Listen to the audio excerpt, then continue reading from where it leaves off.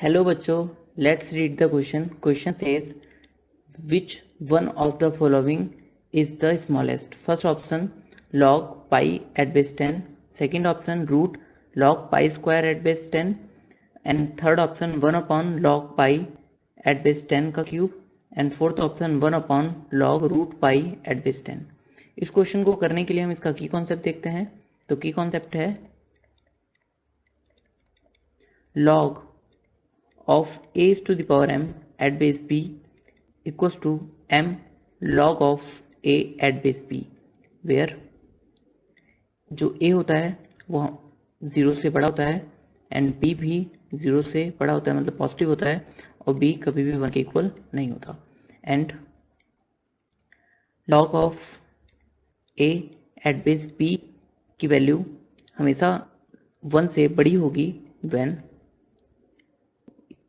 जो a है वो ग्रेटर देन हो b से.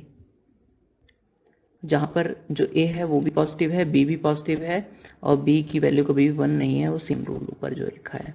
And log of a at base b less than होगा 1 से व्हेन जो a है वो जो हो लेस देन हो b से एंड 0 से बड़ा हो. मतलब a और b जो दोनों पॉजिटिव हैं और b कभी भी 1 के इक्वल नहीं होता, सेम ऊपर वाले रूल के अकॉर्डिंग. नाउ रूट t बड़ा होगा t से इफ जो t है वो है 1 से छोटा, t इज लेस देन 1 और ऑफ कोर्स ग्रेटर देन 0, 0 से बड़ा होगा. नाउ हमारा क्वेश्चन है कि हमें इन सब में सबसे छोटा बताना है कि कौन सा है. तो log पाई एट बेस 10, पाई की अप्रॉक्सीमेट वैल्यू होती है 3.14, तो ये हो जाएगा log अप्रॉक्सीमेट 3.14 एट बेस 10. तो इसकी वैल्यू जो भी होगी टी लेट कर लेते हैं, वो हमेशा लेस देन 1 होगी, क्योंकि यहाँ पे जो बेस है वो 10 है और जो वैल्यू है वो 3.14 है. तो सो इसकी वैल्यू जो होगी वो लेस देन होगी 1 से. नाउ सेकंड ऑप्शन है हमारा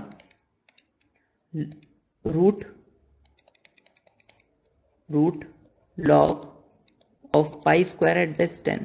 अब हम जानते हैं लॉग ऑफ a की power m at base b जो होता है वो m बाहर आ जाता है. इसका मतलब ये जो पावर है वो आगे आ जाएगी, तो हो जाएगा root 2 into log of pi at base 10. अब हमें पता है log of pi at base 10 की वैल्यू हमने t लेट कर रखी है, तो ये हो जाएगा root 2 into T.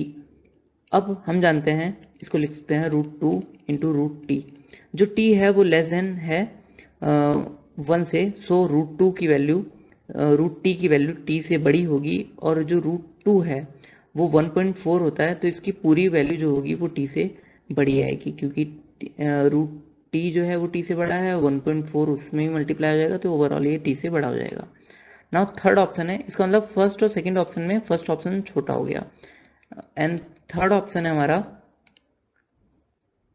1 upon log of pi at base 10 का क्यूब.